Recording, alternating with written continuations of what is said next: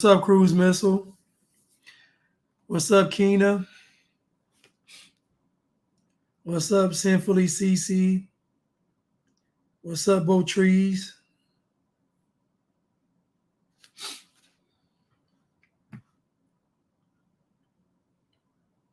Y'all, Keena is a real estate agent. So if you all want to buy some property, she's the one. What's up, y'all on YouTube? I'm sorry. What's up, y'all? Y'all want to go ahead and get started. Today I posted a video on Instagram discussing the Summit of the Future. The Summit of the Future, this is what their overall goal is. I'm going to read it real quick, and then we can get into it. The document is about 64 pages, PDF. I saved it. But Summit of the Future outcome document, world leaders adopt a pact for the future that includes a global digital compact and a declaration on future generations. The pact covers a broad range of themes, including peace and security, sustainable development, climate change, digital cooperation, human rights, gender, youth, and future generations, and the transformation of global governance. Notice nowhere in there do they mention race. Nowhere in there is race mentioned. Human rights have nothing to do with race. They don't. Anyway, let's get started. What's up, Cyber Dreams? What's up, Mika? What's up, Edamon L? What's up, Neat? Oh yeah, Keena says she's your homegirl. Big pun intended. Terror Squad. But let's continue. In 1935, Ernest Hemingway said in an article that was published in Esquire magazine, and he said, if I might quote, "The first panacea of mismanaged nation is inflation of the currency. The second is war. Both will bring temporary prosperity. Both bring permanent ruin. Both are the refuge of political and economic opportunists." End quote. Inflation, a major war, and a pandemic. Wow, sounds kind of familiar, doesn't it? And man, oh man, are the opportunists circling the waters. And one of the biggest wacko globalists on the planet is Bill Gates. Now, you can read the screen to hear what he's saying. I just, I'm going to let this part be muted. And then I'm going to pick it up when he gets done talking about this part. Here it comes.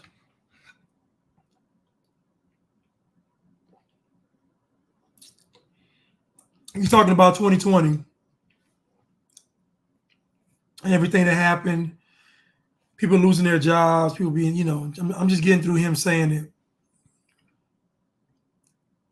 And then I'm going to pick it back up.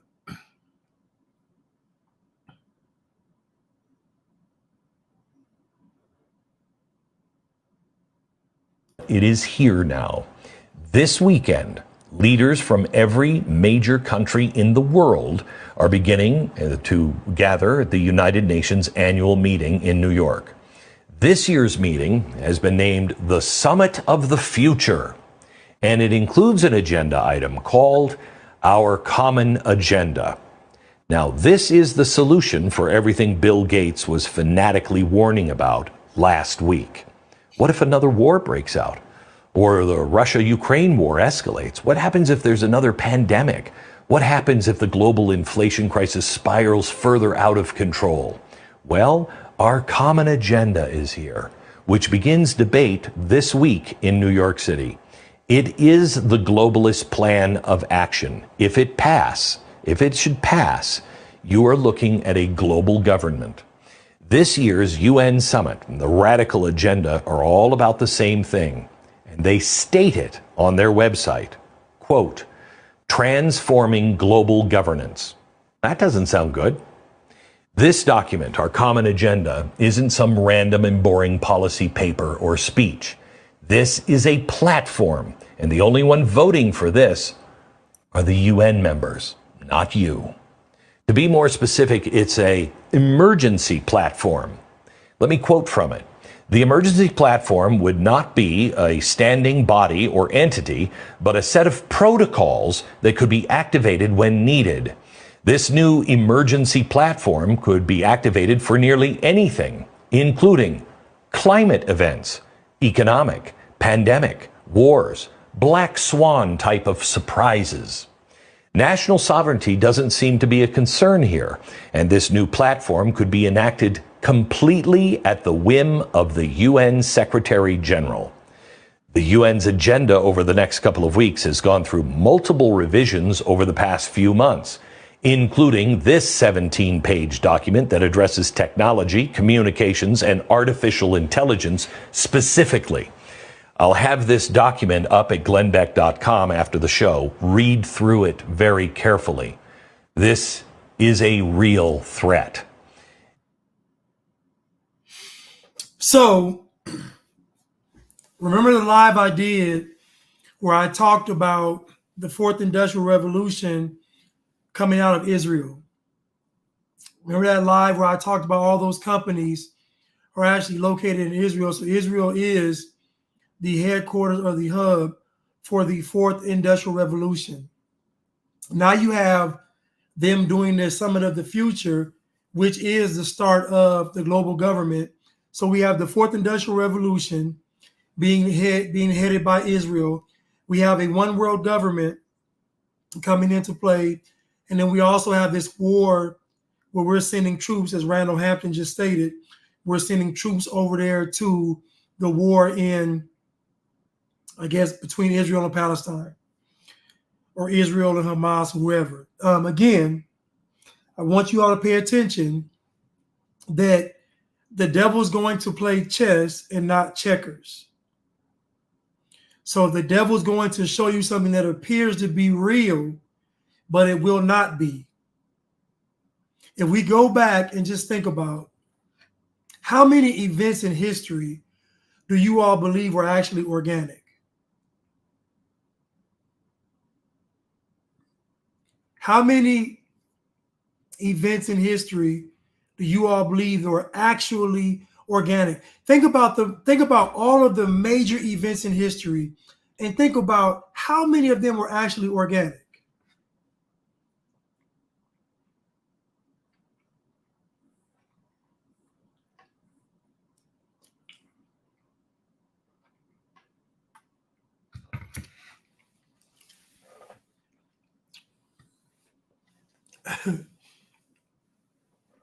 Flaxseed said, not many, most by design. I would say this, right? If the event always gives the desired outcome, then how real can the event be? What's up, Paul? How real can the event be if the events always give the desired outcome? I told you all before, I don't even believe they have nuclear weapons. I don't. I don't care about mushroom clouds. I don't care about test sites. None of that. I don't believe that they have nuclear weapons because the one time they went looking for them, they couldn't find out a single one. They spent 20 years looking for nuclear weapons and they couldn't find one. I don't believe it. Do you think these people are going to destroy this world? Stop. What leader, what good is being a leader if the world is in rubble and ash? Ain't nobody going to destroy this planet. Why would they? They want to rule the planet. They don't want to destroy it. There are no nuclear weapons. It's all a scare tactic to get people to shivering and shaking and say, okay, here, take our rights from us. No. Ain't no nuclear weapons. You think these people want the world to be rubble and ash? Y'all seen the post-apocalyptic movies. Y'all seen them. Book of Eli, Mad Max, Escape from New York, Escape from LA. Maybe some movies like TV shows, The Walking Dead. Like, people want to rule in comfort. People want to rule with the lights and the glamour. Nobody wants to rule the earth when it's all destroyed and folks is all mutated. Stop. Somebody said 2012, the movie. Nobody wants to blow the world up. That's a scare tactic. That's to get us to beg for peace at the expense of our rights. They're going to threaten everybody with a nuclear fallout. And folks are going to be begging for peace. It's all going to be a setup. I told you, the devil deals with illusions. We make it real. And I know this is hard. Well, in Hiroshima, if I'm not mistaken, they dropped the hydrogen bomb. Let me see. And honestly, we don't know what that was, what they dropped in Hiroshima. But I think they said it was a hydrogen bomb. Okay, it was an atomic bomb. One of them was atomic bomb. Okay, on the 6th and 9th of August, 1945, the United States detonated 2 atomic bombs over the Japanese cities of Hiroshima and Nagasaki, respectively. The bombings killed between 150,000 and 246,000, most people of whom were civilians, and remain the only use of nuclear weapons in an armed conflict. Japan surrendered to the Allies on the 15th of August, 6 days after the bombing of Nagasaki, and the Soviet Union declares a war against Japan and invasion of Japanese-occupied Manchuria. The Japanese government signed the instruments of surrender on the 2nd of September, effectively ending the war. So I guess it wasn't a hydrogen bomb, it was an atomic bomb. But my point is, how do we even know? Now, I've heard the people talk about, being bombed or whatever, but you notice that was the only time they used it.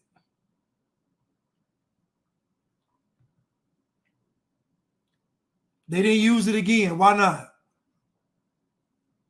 Now, they told us that when you use a nuclear bomb, it's going to pollute the earth. Did it pollute the earth? They've been telling us that if you drop a nuclear bomb, the fallout is going to be catastrophic.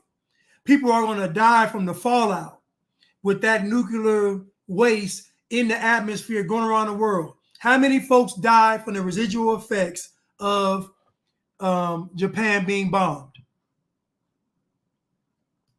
Wikipedia says that Russia invaded hold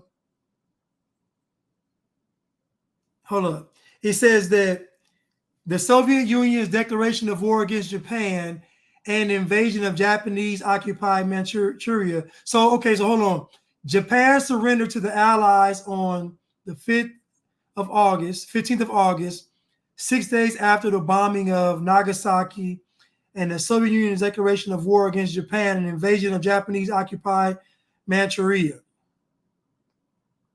The Japanese government signed the instruments of surrender on September the 2nd of 1945, and that ended the war.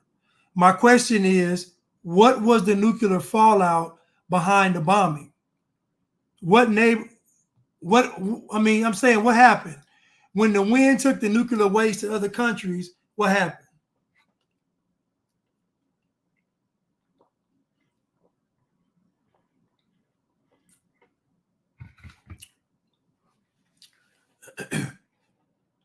Right, Paul, what about Chernobyl? They're telling us that a nuclear war is going to destroy all the life on the planet. or greatly alter life on the planet. So my question is, when they drop 2 of these bombs back to back in 2 separate cities, my question is, why didn't all of Japan deteriorate? Why did all Japan deteriorate if they dropped 2 nuclear bombs on the same country?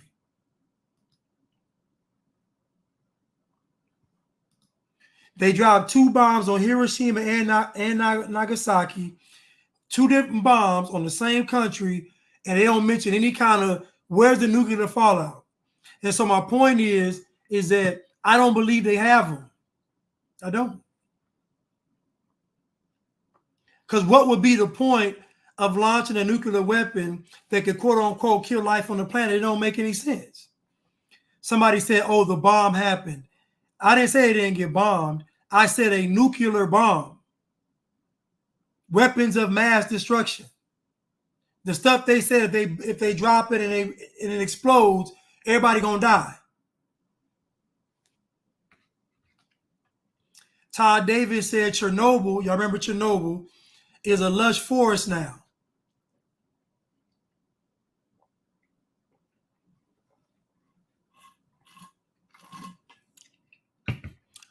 Right, Flaxseed. They don't need nuclear weapons. The media is more powerful than any nuclear weapon, because the media can get the people to do to themselves what a nuclear weapon would do. Okay, Chernobyl, y'all don't understand my point. The whole premise behind not using nuclear weapons is the fallout. The whole purpose behind not using them is the fact that if you use them, the rest of the planet gets affected. My question is, why didn't that happen with Japan and they got 2 bombs dropped on them? 2 mushroom clouds.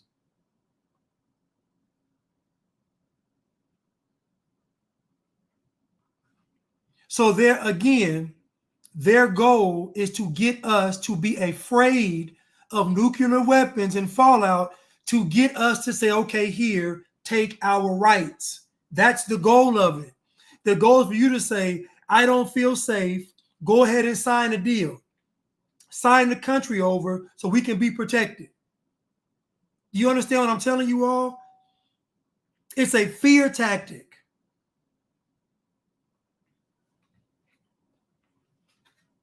It's a fear tactic. Because again, what's going to be the result? What's going to be the result of us saying we don't want nuclear war? We want peace. What's the result of peace? Come on. Let's continue. It is nothing short of a call for media companies to censor wrongthink and for AI to progress according to their agenda. And it is all cloaked in a bunch of human rights jargon. But it is really just a sales pitch to direct speech and technology advancement guided by the globalists for the next 6 years. Censorship is about to become a global government mandate. Now, Stimulated Student said there are some scientists that don't believe nuclear arms is a thing, and there is allegedly evidence of the affirmative. All I'm saying is this. Is all I'm saying. I'll let it go. They dropped 2 nuclear bombs on Japan, and the world didn't get sick. They looked for nuclear weapons in the Middle East, and they didn't find not one. All I'm saying is that what they're telling us about nuclear weapons, we haven't seen it. If nuclear weapons won't affect the rest of the earth, then they be dropping them everybody be getting bombed. The whole purpose of not using them is that you said the earth was going to be affected. So because it didn't happen in Japan, and because they couldn't find any, I'm going to say it's capped. Because the goal is for all the people in the world to say, we're afraid. Please come save us. Please don't. The same thing with the Peter pandemic. Oh my goodness, everybody dying. Give us something. Anytime the devil gives you something to be afraid of, the end result is not going to be good. The end result is going to cost you everything. We just saw this 4 years ago. We just saw this 4 years ago.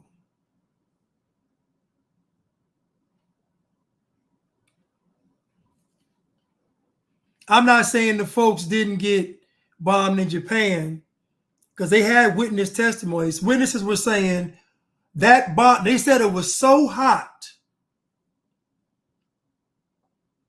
They said it was so hot that it was burning the people's shadows into the ground.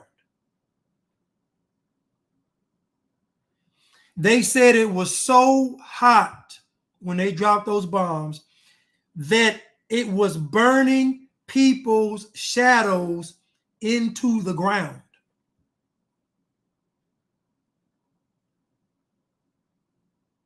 So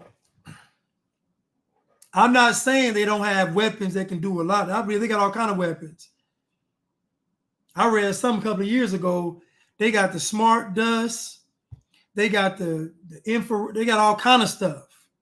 They have weapons. They talked about, I read this PDF. They said they even had these hybrid, like animal type things that like was half animal, half robot, and just killing machines. Just their job was to kill and destroy. That's it. So I mean, they talked about stuff that can go underwater and come on land. I mean, all kind of stuff. Listen, they got some weapons. I'm just saying, I don't trust that these leaders want to rule over a world that's ash and rubble. I don't. They want to rule over a world that's filled with lust, decadence, temptation, wickedness, gluttony, all the above. They want to live in a world where they can enjoy it.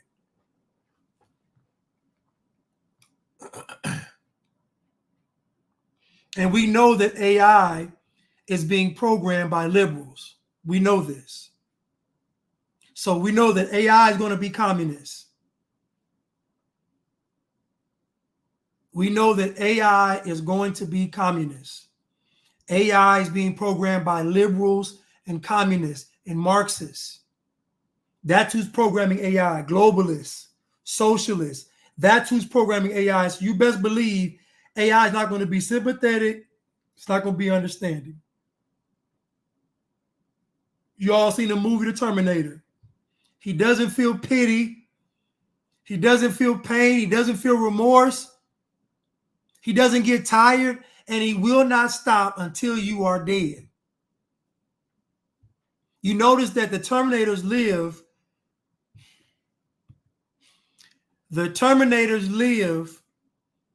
the same amount of time we're supposed to live. The Terminators last 125 years.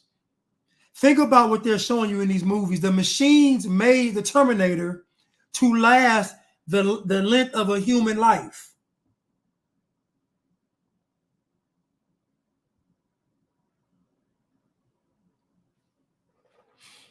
So that would give them 125 years to catch somebody, or 125 years of killing.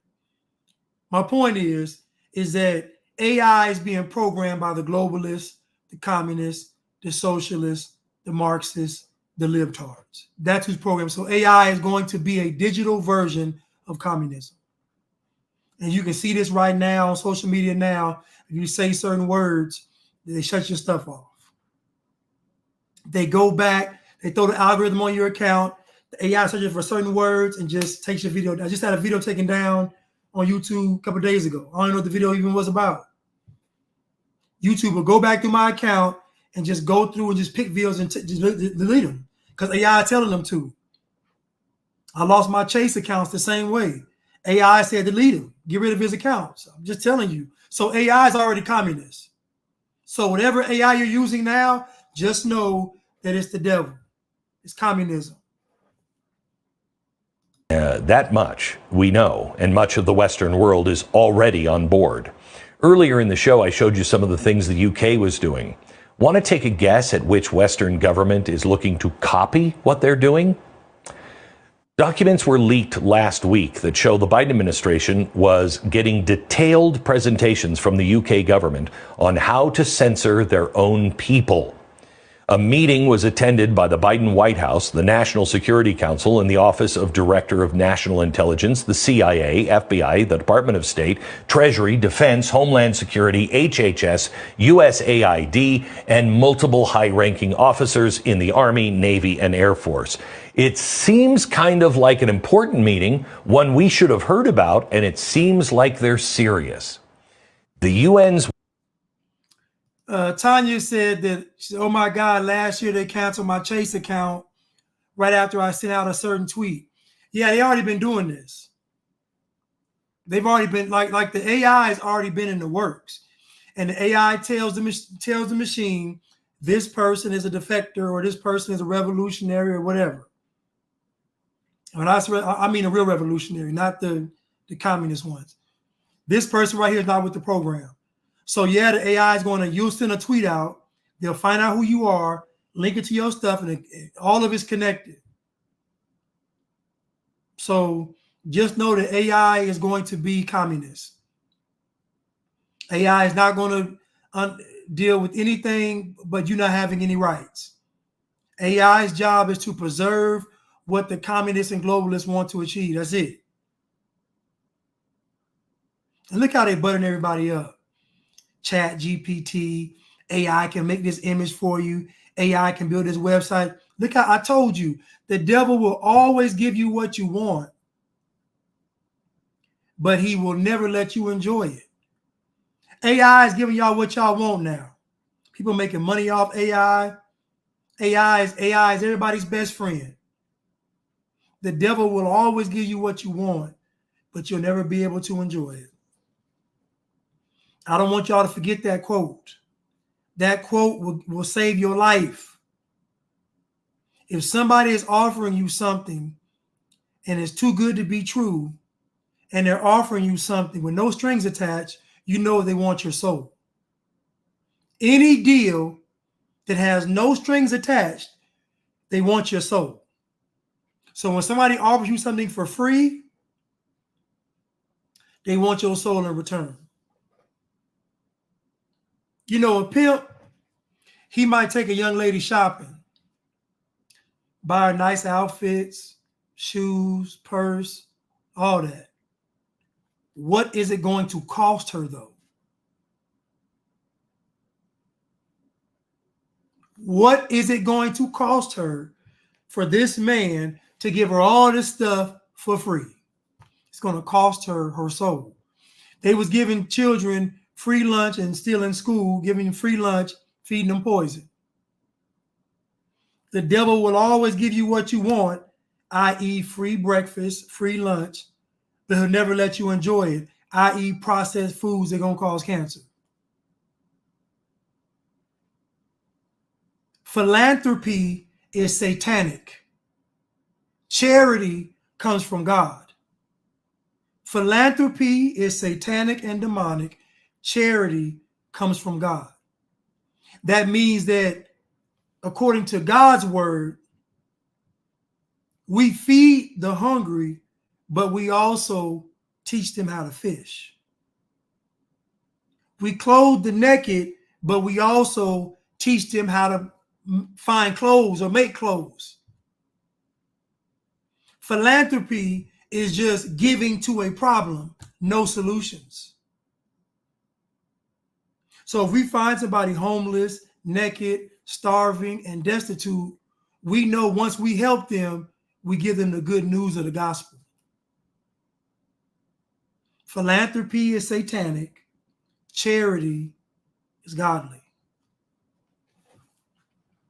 Like they're serious.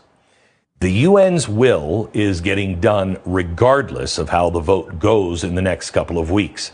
It is already happening, and our own government is learning how. But it goes much further.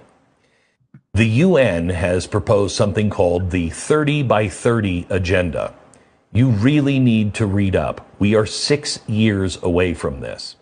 On this document as well, in essence, the globalists of the world have a plan to seize 30% of all land on planet Earth and all water. The words private. Now, I want you to think about this. Yeah, Tanya, me too. They canceled credit card, checking account, and business account, all three of them. When I called and asked, they said the guy told me the computer told us to do it. That's what he said. So imagine somebody in real life taking orders from a machine. It's a dangerous time. Imagine somebody in real life getting their instructions on your life from a machine, from a computer, from a program. You know, Caesar in Rome would be like this, or he would be like this. Imagine the AI deciding whether or not you should keep your house. Imagine AI deciding whether or not if you should keep your house. Imagine AI deciding whether or not you should be able to keep your vehicle, or better yet, go to work, or better yet, leave your house. Imagine if AI has the final say so, a program or a system that was not created, but that was instructed by communists, globalists, and libtards. Can you imagine? Can you imagine this whole system? And everywhere you turn is communism and globalism and libtards. Come on. So I said we got to separate. We can't be around these people, right? JV Chanel. China has a social credit score. Now you all do know the social credit score is going to expose everything. Because if that social credit scores gives you points for protesting against racism, then we know what's all set up. And you know it will. You know you'll get bonus points for being trans. You know you get bonus points for being against racism. You know you get bonus points for having your fists in the air. You know you get bonus points for respecting genders. You know you get bonus points for making sure you recycle and you drive an electric vehicle or you ride your bike. You already know how the social credit score is going to work. The more woke you are, the more points you get. The more conservative you are and God-fearing you are, the less points you get. It's going to be simple. The whole machine is already controlled by the libtards, the left, the globalists, and the commies.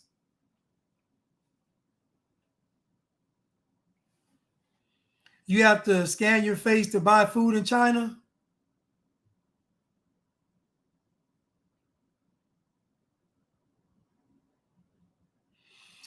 Diamone said it's called NACs, Nautical Asset Companies, a type of publicly tradable security that holds rights to and manages the productivity and ecological benefits of natural assets such as forests, marine areas, and farmland. She says that natural asset companies, they are putting a tax on air and water essentials.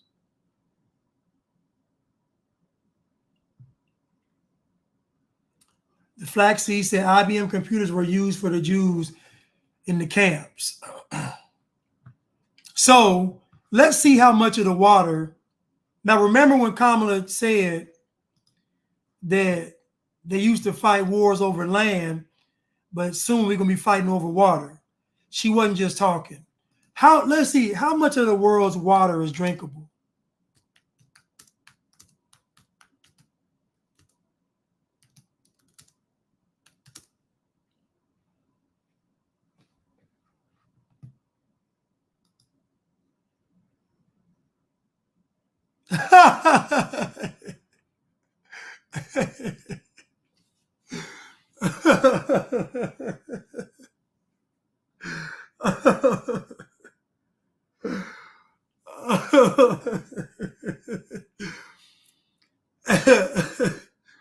How much of the world's water is drinkable.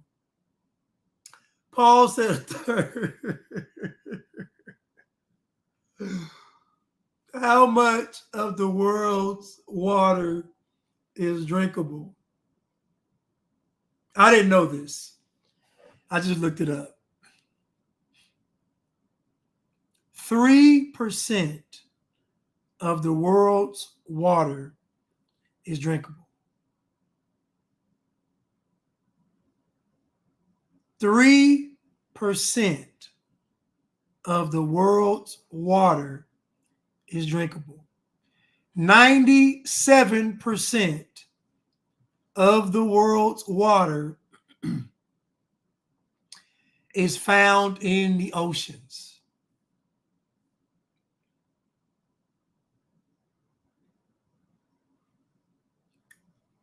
And basically, salt water can only be used to cool things off. It can't be used to grow. It can't be used for industrial stuff. It can't. So 97% of the Earth's water isn't even usable. It's really to sustain life on the planet, as far as marine life and the ecosystem with the ocean and the reefs and the beaches and all that. But only 3% of the world's water is drinkable. These people want to control 30% of the Earth's water. My question is, you think that 3% is going to be included in that 30%? Do you think that 3% is going to be included in that 30%? They want to own 30% of the land and the water. Let me rewind it. Since the globalists of the world have a plan to seize 30% of all land on planet Earth and all water. So the majority of the planet is water. The majority of the planet is not land. This is why real estate is so huge, is because you got a fixed amount of land.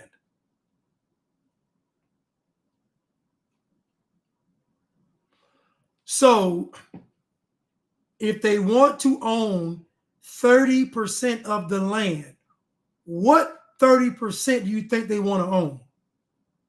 If they want to own and control 30% of the land on Earth, almost a third, what land do you think they want? Do they want the frozen Siberian tundra? No. Do they want the desert? No. What do you think they want? They're going to want the 30% with the richest soil. They're going to want the best 30%. So now you're telling me they want to own 30% of the best land and also 30% of the water. And you best believe that 3% of drinkable water on the planet, they're going to want to own that too.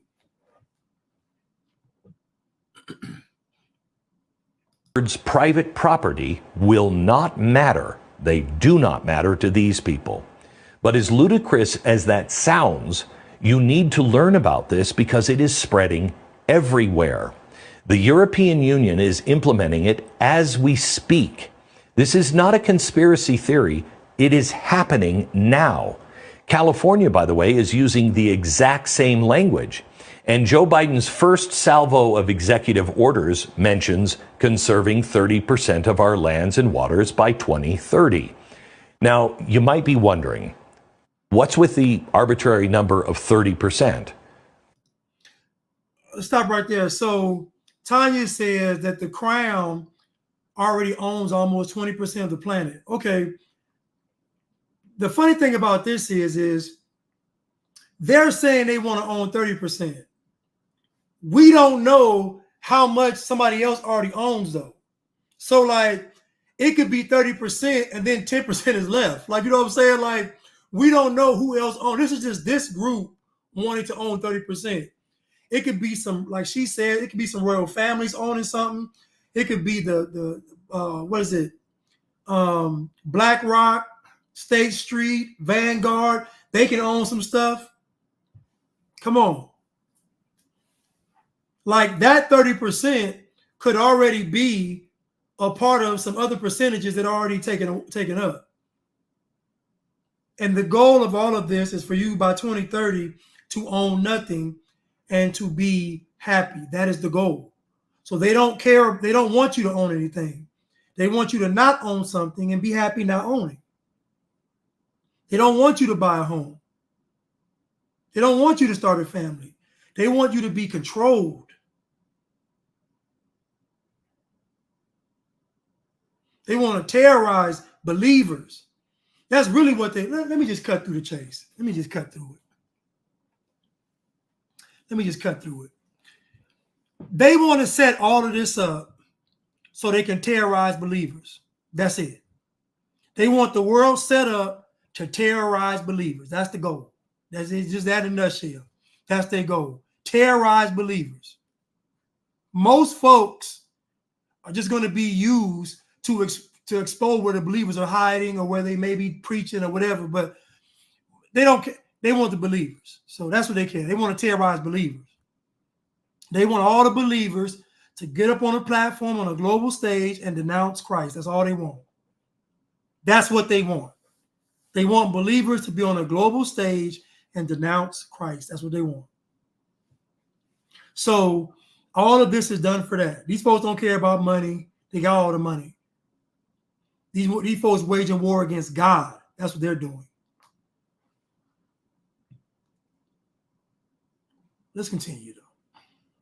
How would they know that's beneficial to the planet? Well, this isn't about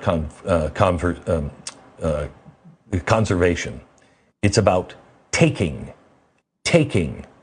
Now the question is, how do you do that in the United States? Well, you do it through something called the Sustains Act, which was signed into law as part of the Consolidated Appropriations Act last year. You know, that omnibus that we always have to rush through?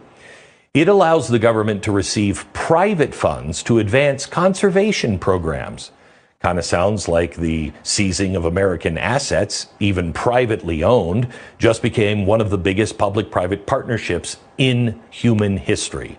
The Sustains Act looks to assign environmental services that are provided on privately owned land. Now think about this now. Y'all heard of that term, eminent domain? Now you already know that they can do that now, though. They can say that we need to build something and your house is in the way. They can do it now. But imagine Biden and Kamala signing this over to where they can receive private.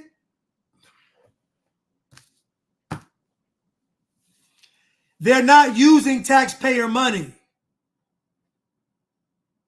They're using private funds. Who are the biggest private funders? BlackRock, Vanguard, State Street, all of them. So essentially what they did is they found a way, and they let the people vote, because y'all don't believe in voting, but somehow you voted for this. The people voted, and look what happened. I told you all that when you got Joe Biden in the office, you wasn't going to never get him out. I told y'all that. I told y'all that y'all sold your soul to get Joe Biden in office. And I said we will never, ever have another conservative president ever again in history. I told y'all that. I saw it in 2020. You all made a deal with Satan. 2020 was the year of the rat. And I told y'all that Joe Biden was that rat. But when the cat's away, the rats will play. I know it's the mice will play, but for this instance, the rat sounds better.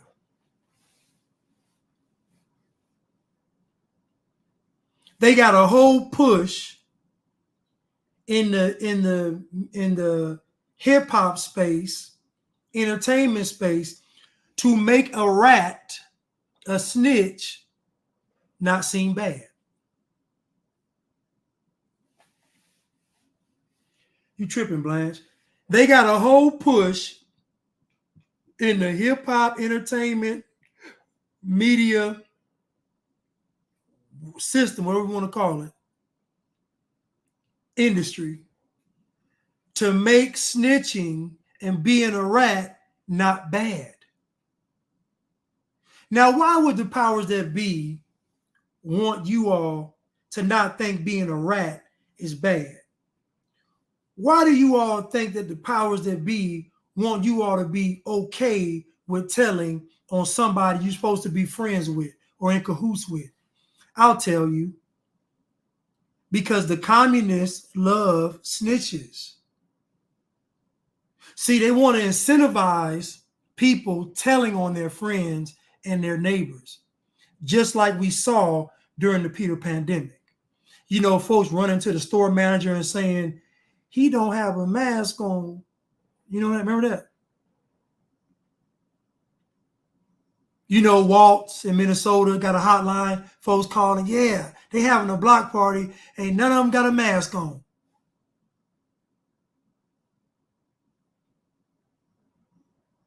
So they have to make being a rat and a snitch seem cool. You got Tekashi 6ix9ine living his best life. We just seen Gunna living his best life. We just seen Woody living his best life. Most of the prominent folks in the hip-hop and gang culture were supposedly all snitches. So again, it's an orchestrated movement to get everybody comfortable with being a snitch. But guess who they need to be a snitch first, though? You guessed it, the Bliggities. They need the Bliggities to be snitching first.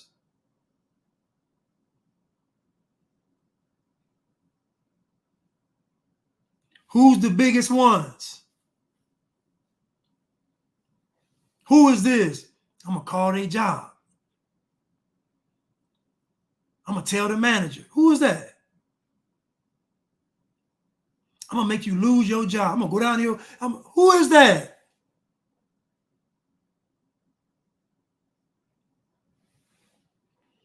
So again, we already know. So again, they're going to want people to tell. They're not going to be able to police and monitor billions of people. So they're going to incentivize people being snitches. I'm telling. And y'all know who's going to get hired first. The Bliggities. I'm telling. You ain't got your mask on. It's been 5 days. You still ain't got your shot. All right, now, one more. Just imagine. Just imagine the kings and queens with a clipboard and they can determine your fate. Could you imagine? God forbid.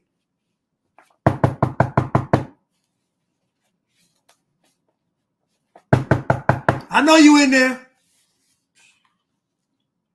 You go to the door. What? Don't what me, boy. I'll write you out. Don't you what me. I told you if I had to come back by here, you're going to lose his house. Could you imagine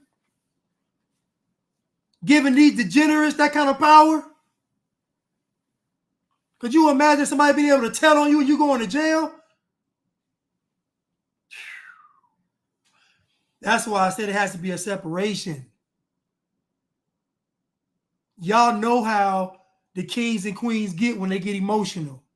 They'll make something up. Now, you sure you saw them spreading this propaganda? I saw it, I promise. Just be lying. I gotta get away from them. I'm sorry. You gotta get away from them.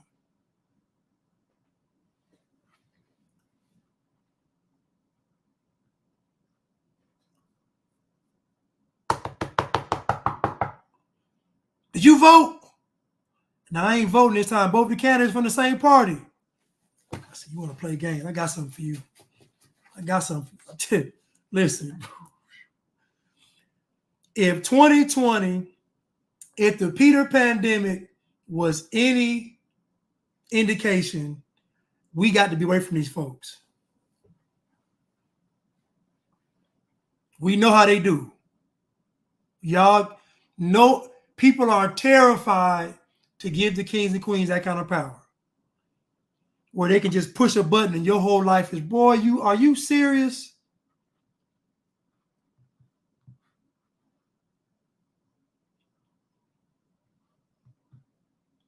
Let's continue. Assets, even privately owned, just became one of the biggest public-private partnerships in human history. The Sustains Act looks to assign environmental services that are provided on privately owned land. Now, what are environmental services? Well, they could assign whatever they want from your land. Does your property contribute to pollination? Photosynthesis? Does your property have a lot of trees so it affects the air that we breathe, the water that we drink, other health type benefits? It's all being monetized through a relationship between private investors like Bill Gates and the government. And it all occurs without the landowner. This is already U.S. law. This is the seizing of America's real assets without the consent of the people that actually own the land. And it's all being done in line with the goals of the international organization like the United Nations 30 by 30. Can you imagine somebody not liking your content and then coming to your house and saying that your land is sustainable land and needs to be preserved? You got to get out. I'm just giving you all a glimpse of the future. Just imagine they don't like your content. You got a house with a backyard and a front yard, and they're saying that your land needs to be preserved because you got a special kind of grass or a special kind of tree that needs to be preserved. We saw this unique bird on your property. We have to separate. Now you understand why God tells his people to get away from them, because you can't live among them. How much time would it have taken before Lot was totally consumed by Sodom and Gomorrah? It's only a matter of time. It might have been he and his family, the only ones in Sodom and Gomorrah that were good. When God was talking with Abraham, Abraham said, if it be 10 righteous, would you spare it? And it said that God walked away. Y'all don't believe me. Hold on. Put it up.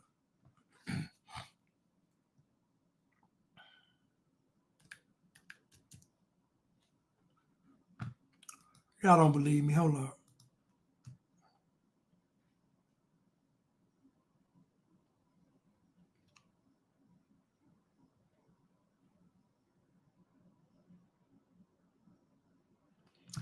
Hold on. Let me go back to chapter 18.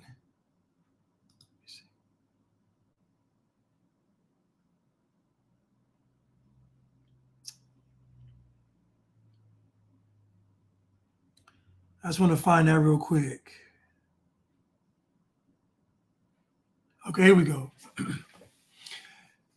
And the men turned their faces from thence and went towards Sodom, but Abraham stood yet before the Lord. This is Genesis chapter 18, verse 22. And Abraham drew near and said, wilt thou also destroy the righteous with the wicked? Abraham's asking, okay, you gonna kill everybody? Pre-adventure, there be 50 righteous within the city. Wilt thou also destroy and not spare the place for the 50 righteous that are therein? That be far from thee to do after this manner, to slay the righteous with the wicked, and that the righteous should be as the wicked that be far from thee. Should not the judge of all the earth do right? This is Abraham pleading with God. This is Abraham talking with God like, listen, don't destroy the righteous with the wicked. This is a precursor of the separation of the wheat and the tares, but don't destroy the righteous with the wicked.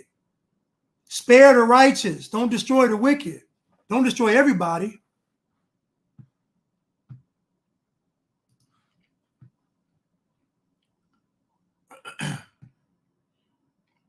And Abraham hit him. Shall not the judge of all the earth do right?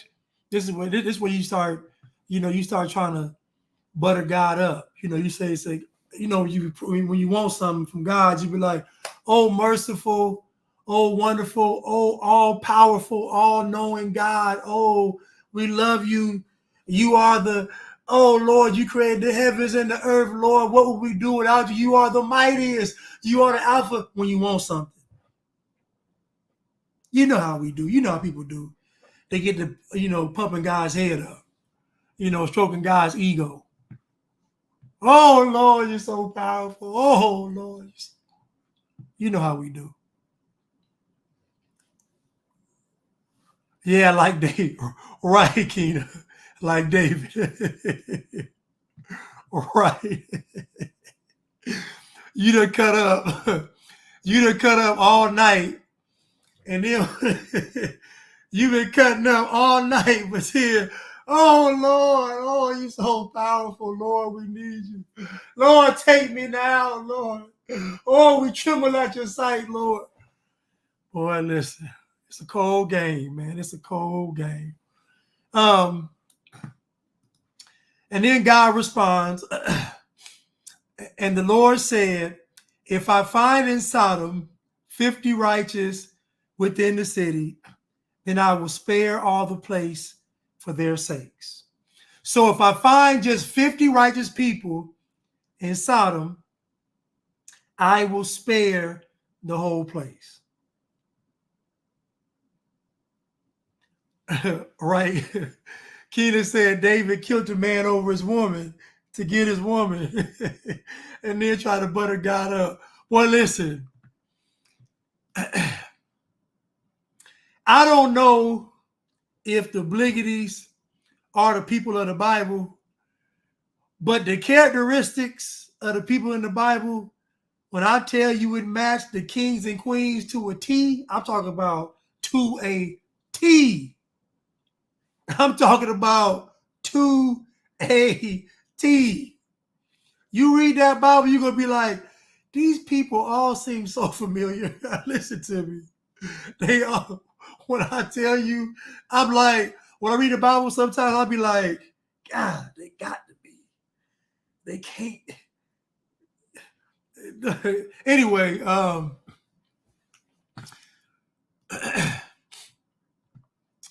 and Abraham answered and said, behold now, I have taken upon me to speak unto the Lord, which am but dust and ashes. Peradventure there shall lack 5 of the 50 righteous. Wilt thou destroy all the city for lack of 5? And he said, if I find there 40 and 5, I will not destroy it. Now listen, we might not know the races, but we know Abraham was black. At this point, it's proven fact that Abraham, because this right here, now I know I said 50, but if I subtract 5 from that 50, will you still spare it? Like that, this is game 101.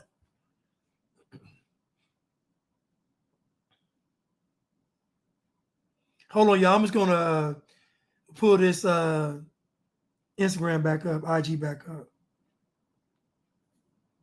Sorry about that, you all. I only get an hour on here.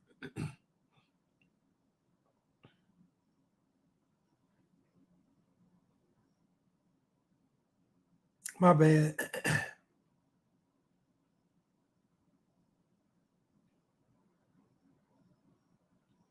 Yeah, but Abraham trying to run a game though. Boy, that's slick right there. What if I subtract 5? Not 45.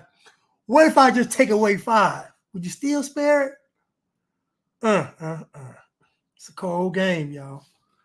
It's a cold game.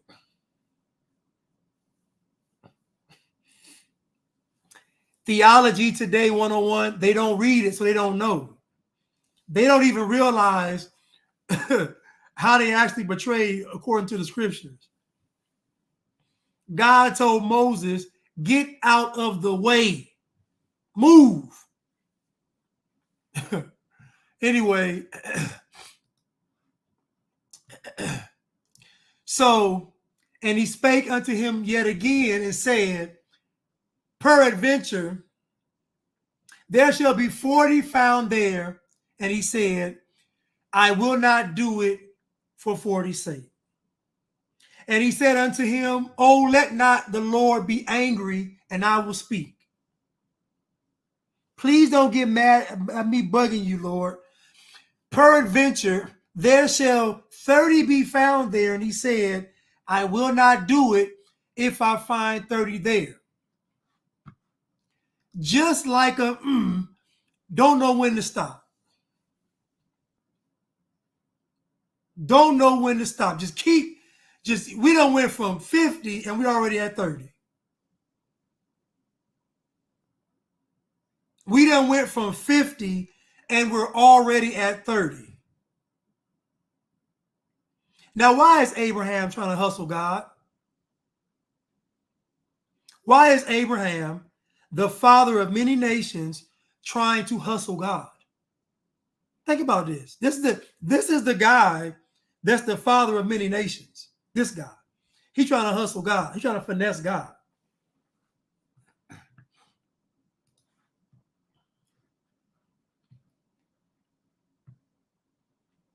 And he said, behold now, I have taken upon me to speak unto the Lord. Peradventure, there shall be 20 found there. And he said, I will not destroy it for 20's sake. So you notice these last few times, God been like, listen, man, I'm not going to destroy it. God is cutting him off. It's kind of like, what if there's 40? I won't destroy it. What if there's, I won't destroy it. Okay, what if there's 30? I won't. So now, and he said, oh, let not the Lord be angry. Here we go again. And I will speak yet but this once. Now, Abraham then went from 50 and he's still talking.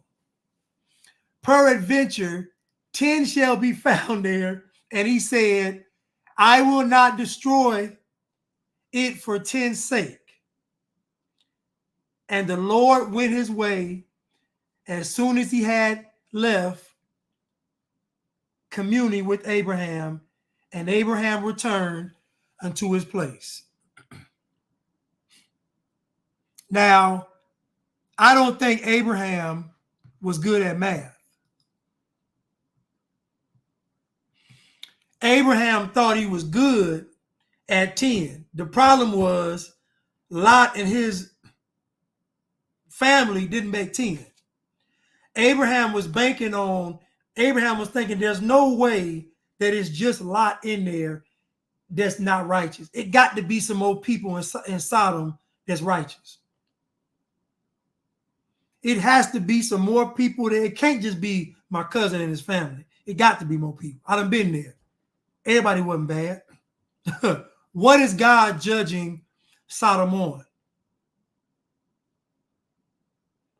What is God judging Sodom on? God is judging the hearts of the people.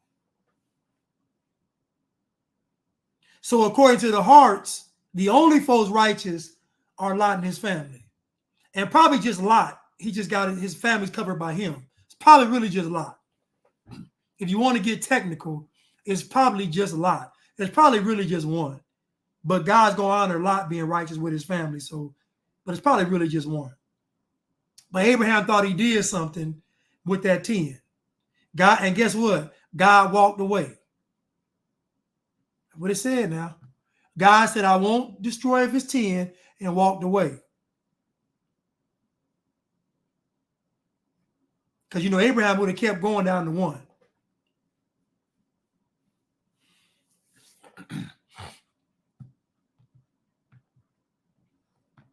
Keena said it was just Lot and he was shaky.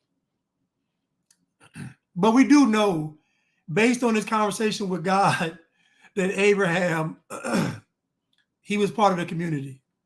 He was. And you notice that God had to walk away from him.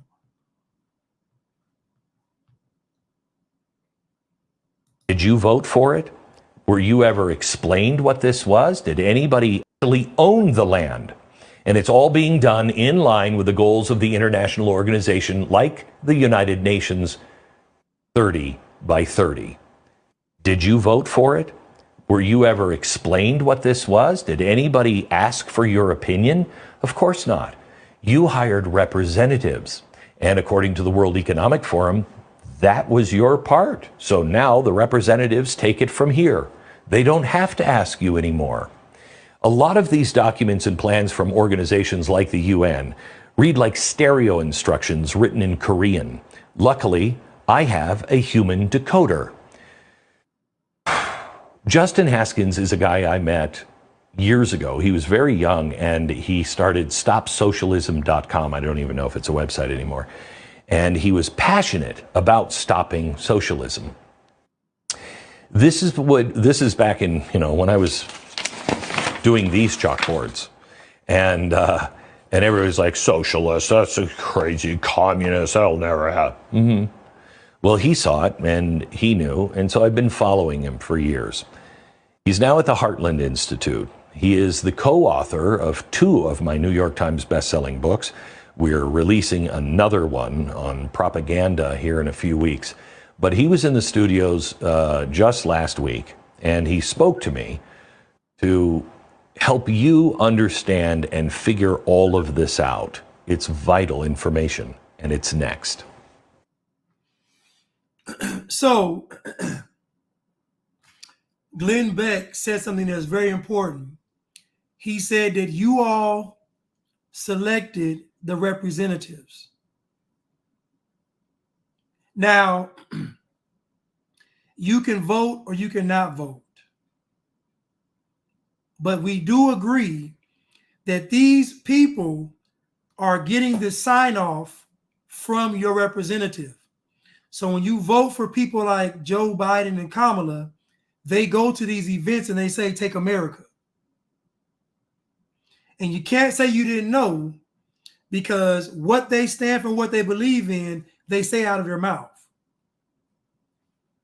Joe Biden has said it. Kamala says it. So you can't say you didn't know. And then if you don't vote, you're kind of saying, I trust the representative to go to the UN and have my best interests.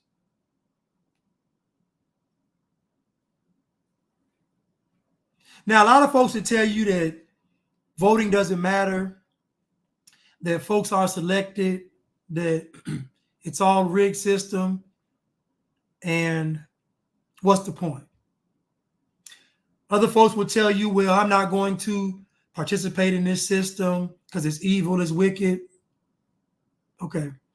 So my question for everybody is, when the UN has this summit of the future and they say, we're going to make decisions for the entire planet, whether you like it or not, what are you all going to do? Just not voting and sitting back and letting the summit continue is not going to work. So what do you plan on doing? If you're not going to vote, what are you planning on doing? Are you going to succeed?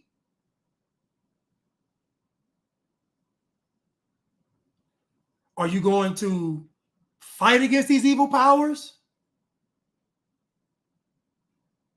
Like, what are you going to do? Because saying you don't want to participate in the system is one thing, but the system is telling you, whether you do it or not, we coming for you. We are coming for you.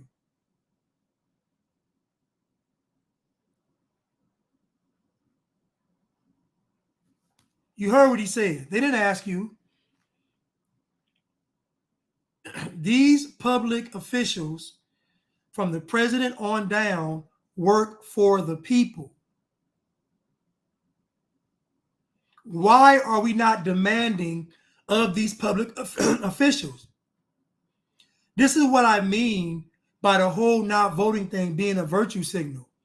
Because it's not like you're demanding anything of the people who are in charge. Even if you don't vote, you can still say, I don't want my water polluted. I don't want GMO in the food. You can still say that. But you don't. You know why? Because you believe you're going to be okay. You've made no plans to go against this summit of the future. You have no plan in place to go against it. The only weapon that is at your disposal is to vote against it.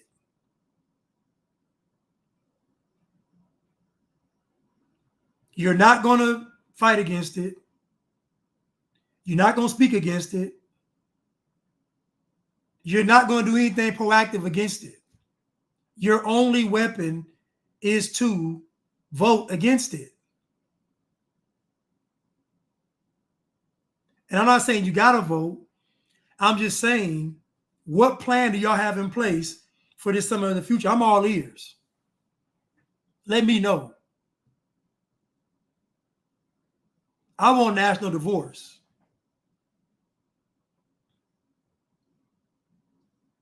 I want national divorce. And I guarantee when it comes to secession in this country, it's going to be voted. And it's going to be a bunch of y'all afraid to be separate from the United States. A bunch of y'all. All y'all talking that pro, I'm with this, I ain't with that. Y'all going to be terrified to separate from this country. I guarantee y'all going to be terrified because you're not going to go from not voting to then voting for your state to secede from the union. You're not going to go from not voting to vote for a national divorce. You're not going to do it. You're going to sit back and say, man, I'm going to be good. Okay. Don't be on the wrong side. That's all I got to say. Don't be on the wrong side. They're going to terrorize you. You best believe that. If you were left over on that side, you don't agree with them, they're going to terrorize you. Trust me.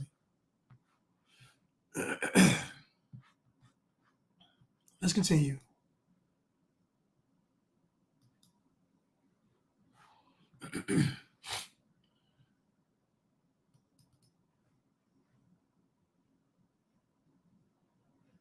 It's weird, Justin, that we are sitting here talking about the summit of the future, which is really creepy sounding, and they're packed for the future. We have been following things like our common agenda, Agenda 21, Agenda 2030, and we're here now. I mean, these are the last pieces to put in place to turn on a global governance machine, isn't it? Yeah, there's no question about that whatsoever. So again, I'm not saying you got to vote. I'm saying that they have a plan to enslave humanity. So if you're not voting isn't accompanied by separating or going against the system, then it's just a virtue signal. Like, what is it?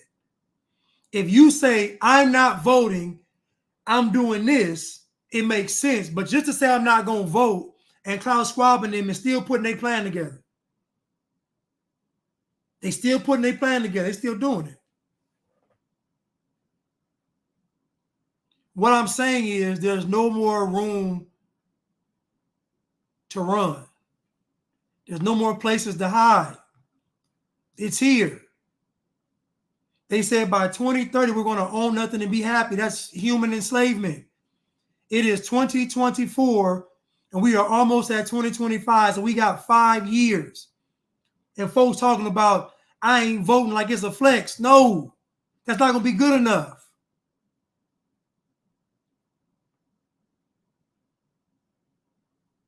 That's not going to be good enough.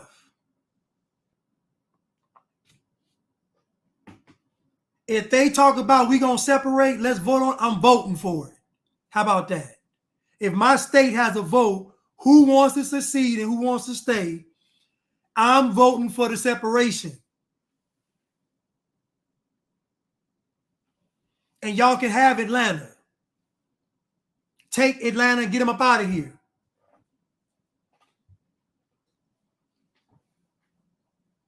You cannot negotiate with these people.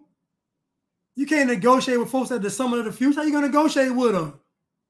They want you to be a slave.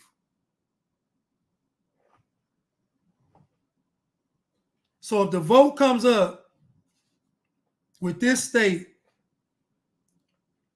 leaving the union, I'm voting for it. And if a state has left the union, I'm probably going to move to it. I'm just being honest. I see the writing on the wall. I see it. I know it's hieroglyphics. These people are going to get worse. They're not going to get better. They're not going to care about you or your family. They'll be like the Terminator. They will not have pity. They will not have mercy. Could you imagine you wake up one day and the principal of your child's school is trans? Your boss is trans. Every store you go into has a trans manager. Like, they're going to terrorize you. They're not going to play with you.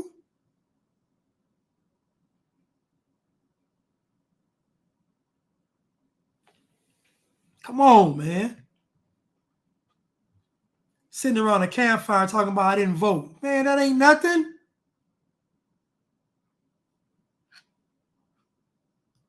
This is serious business.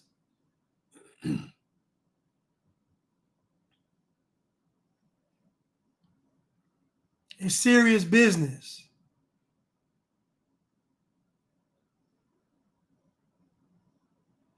If I can't have a family and enjoy my wife and children, then I'm going to be Mad Max then. What I'm not going to do is sit in the middle and be lukewarm. If I can't have a family, I'm going to be Mad Max. And if I have a family, I'm going to be Leonidas. Either way, I know a fight is coming, and I'm not going to run away and hide. I'm going to fight.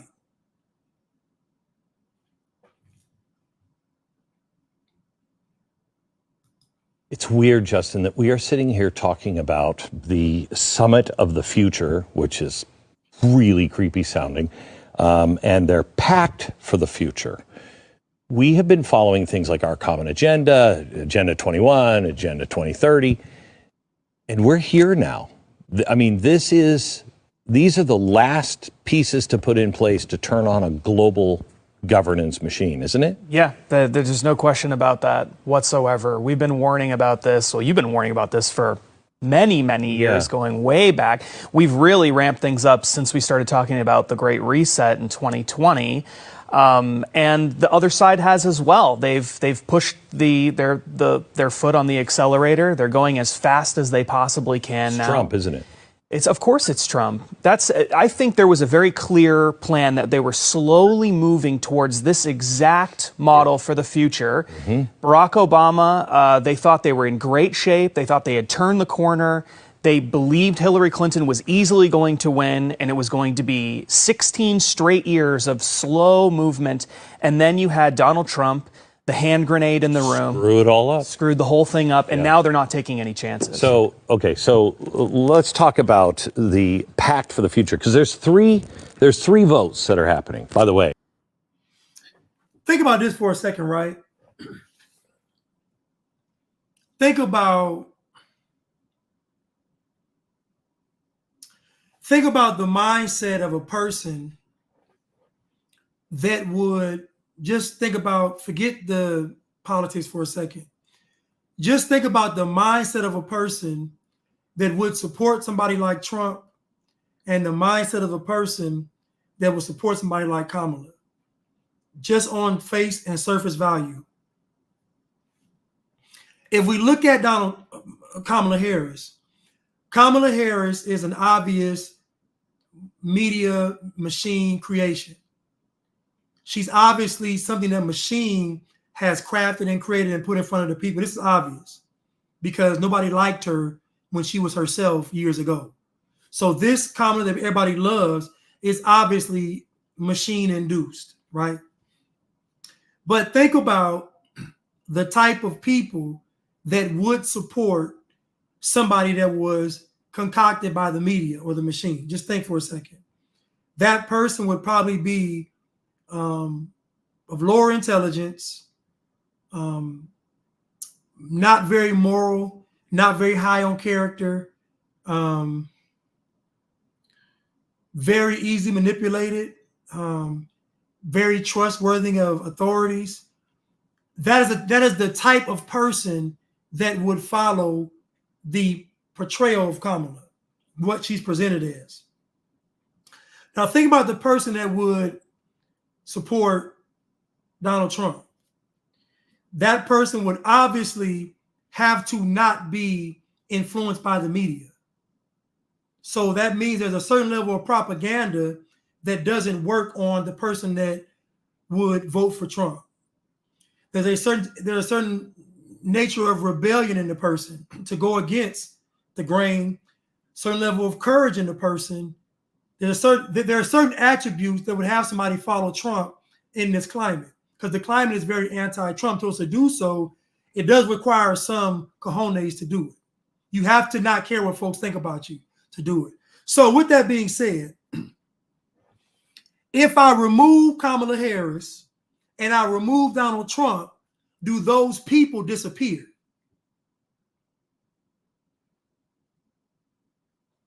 If I remove Kamala Harris and I remove Donald Trump, do those two types of people disappear?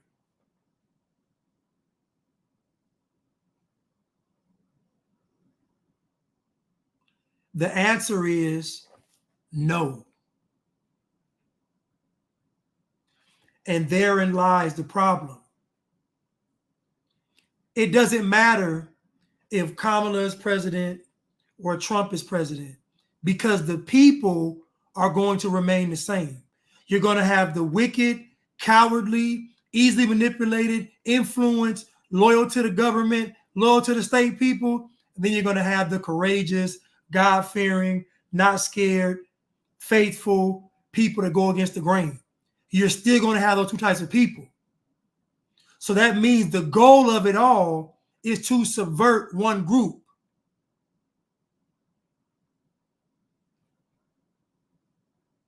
Once we peel all this stuff back and peel it away, the two people that are running for president, they just represent the people.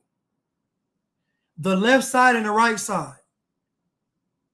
Those two people are going to exist no matter who's in charge. But the question is, to what lengths will those two groups of people go to keep their country? To keep their country in chaos, or to keep their country in order? To keep their country communist, or to keep their country free?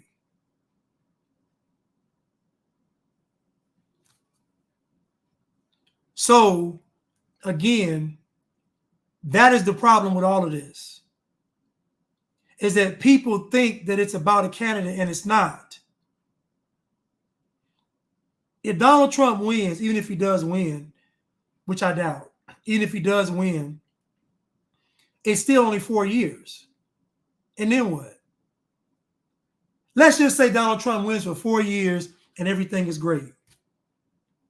As soon as the next libtard, communist, globalist president gets in office, they're going to put it on hyperdrive.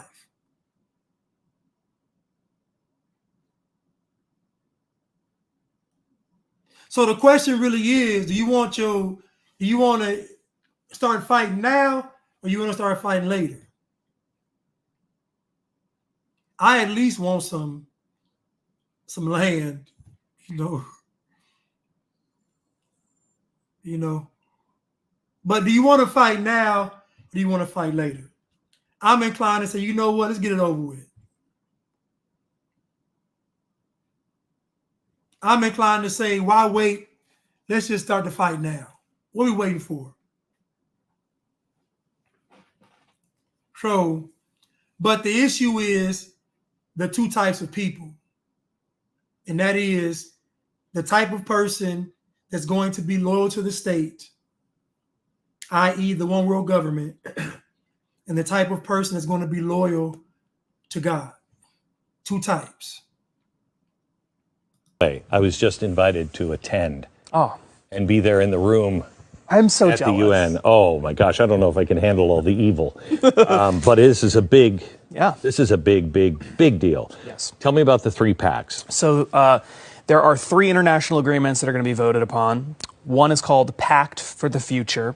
All of them come from Our Common Agenda, which is something we've been talking about for the past 2 or 3 years. But what's so crazy? No one on earth outside of the elites have talked about it. No, and I don't think it's a mistake that they scheduled all of this to happen just a couple months before the election. That's not a mistake. They want to get this in at the last moment. So Pact for the Future, I think this is the worst of the three potentially. Essentially, what it does is it includes all sorts of vague socialistic language, things like that. But then there are some things in there that are really troubling. Member states under this agreement would say that they're going to put policies into place to have ESG, social credit scoring, in banking so that they can impose left-wing values through the financial system. And again, I've experienced that already, and so has Tanya, and we saw Kanye as well. We saw them using a social type of credit score to determine whether or not you could bank with this bank. So we've already seen that. That's already in place. So them saying if you don't behave, i.e., if you aren't a liberal scum, and you can't bank here. So we've already seen it. This is part of Pact from the future. There's a promise for member states to have universal access to sexual and reproductive health for women. Oh my gosh. And then they cite these other two agreements, one of which very specifically defines that as including abortion. So that's part of this. Probably the most insane part of it is a call for what they're calling an emergency platform. An emergency platform is something that the UN Secretary General asked for as part of Our Common Agenda. What is an emergency platform? What it is essentially giving the UN Secretary General, in the event of a quote-unquote global shock, which he gets to define unilaterally, all sorts of vague powers to deal with the ramifications of the shock, no matter where it is in the world. Here's my. Now, everybody wants to tell me about there's no Antichrist and no. Okay, let's say there's no Antichrist. If they're prepping you for a global leader, they're already saying that the United Nations Secretary General is going to have power to make all kinds of decisions for the world. So they're already prepping and preparing you for one person to be in charge of everything. Now, do you want to bank and bet that the Antichrist is this quote unquote system, or do you believe it'll be close to a person running the world? Keep in mind, the system is already wicked. So that goes without saying. I'm talking about, do you trust that the person that's going to rule the world is not going to be at least Antichrist-like? He's going to be, or she's going to be, or they're going to be Antichrist-like. They're going to hate humanity. They're going to hate freedom. They're going to hate choice. They're going to hate Christ.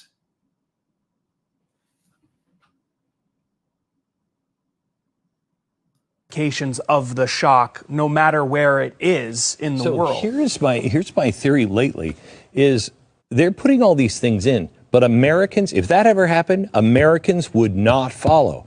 But America will be so poor, so dismantled, that it won't be able to stand up for itself. And these guys will have a global army that will fight for that. And so, I mean, Boeing will be out. They've destroyed everything, or are in the midst of destroying it right now. Right. I mean, this is so well played and so planned. Yeah.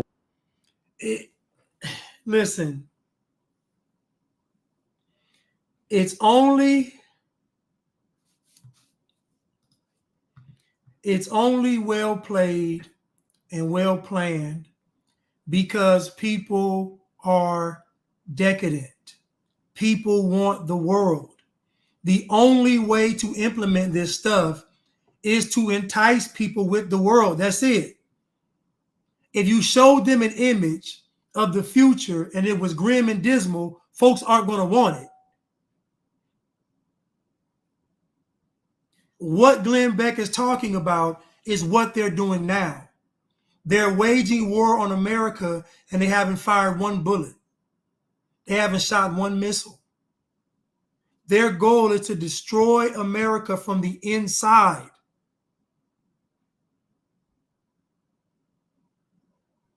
They know if they engage with America in a fight from an optics standpoint, it inspires the world.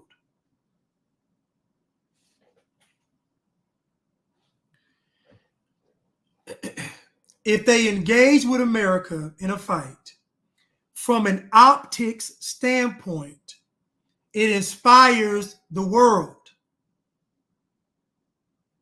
So now you got millions of folks around the world essentially fighting for America.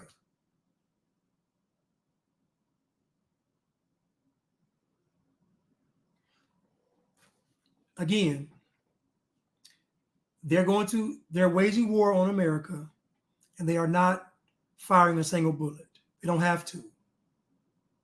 They're going to use the media, they're going to use propaganda, and they're also going to destroy the US dollar. So a bunch of Americans are going to say, no, we're not doing it. But what are they really going to do? How many folks own land? How many folks have years of provisions and supplies stored up? How many folks have the money? How many folks have any type of means to fight against this?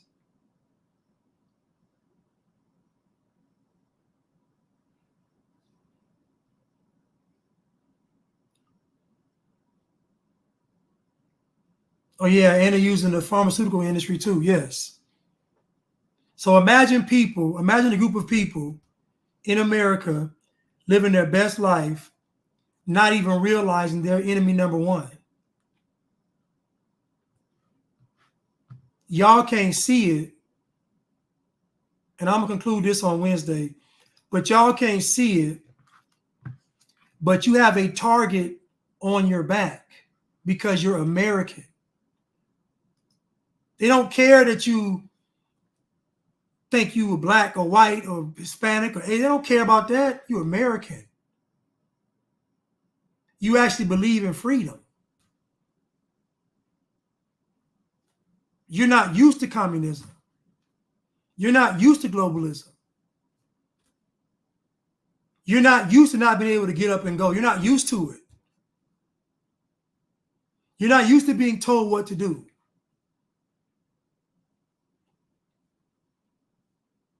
They don't care about your race, your religion, sexual orientation. They don't care about none of that. You believe in freedom.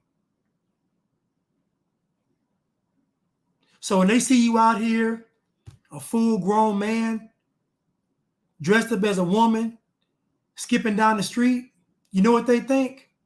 They don't think that person is affirming their gender. They don't think they're actually being themselves. They think that person thinks they're free. Free enough to be in a dress and high heels and be a full-grown man. They see freedom. When you all are in the streets protesting for some propagandized cause, they don't see a people being oppressed and riots being the voice of the oppressed. That's not what they see.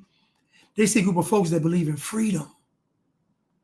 When they see you walking around with your AR, talking about the Second Amendment, or you talking about the First Amendment, they don't see people caring about their rights or knowing their rights and laws. No, they see a person that believes in freedom.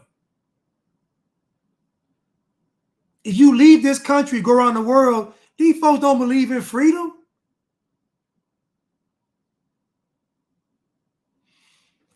The Economic Union, the European Union, the EU, the lady that runs it, I forgot her name, she said they had 150 million, mostly adults, that said no to the snake bite.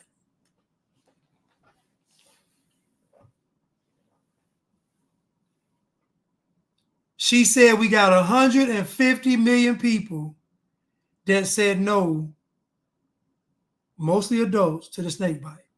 Now, she knows they can't defeat 150 million people. She knows that. That's why she brought it up. She said it got to be by force. But they're not going to strong arm the people, though. They're just going to cut off supplies. Cut off bank accounts. Child can't go to school. You can't stay here anymore because you're paying rent. House finna get foreclosed. Like, they got all kind of, they're not going to fight y'all fair. They're not going to fight y'all face-to-face square. They're not going to do it. They're cowards. Satan is a coward. He is never going to fight you face-to-face. Ever. He never will.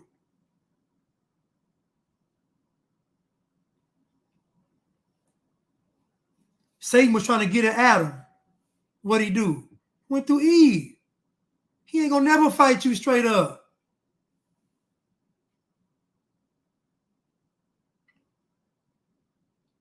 They're gonna raise all the prices, raise the taxes, raise the insurance, food prices up, everything. They're gonna price you out of existence. And then once you can't afford to feed your family, guess what you're gonna accept? The universal basic income. But guess what? In order to get that check every month, you got to assign you and your family's rights over to the one world government. The devil will always give you what you want, but you never be able to enjoy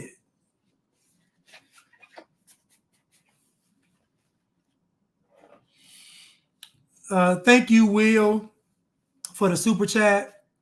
Pure Gravy Blanchard. It's all about controlling the masses with fear. Thank you so much, Will. I really appreciate it. Thank you. Randall Hampton. Thank you for the super stick. I really appreciate it. Thank you so much. Mokoy. Now that you've mentioned it, common media sayings like everything's going to be okay, it's going to be okay, have primed it for the means to be justified. Exactly. That's what communists believe. The ends justify the means. So if you got to lie, cheat, steal, and kill to get it done, then guess what? It's okay because the end results justify how you had to do it. Thank you, Mokoy. And that's pure Satan.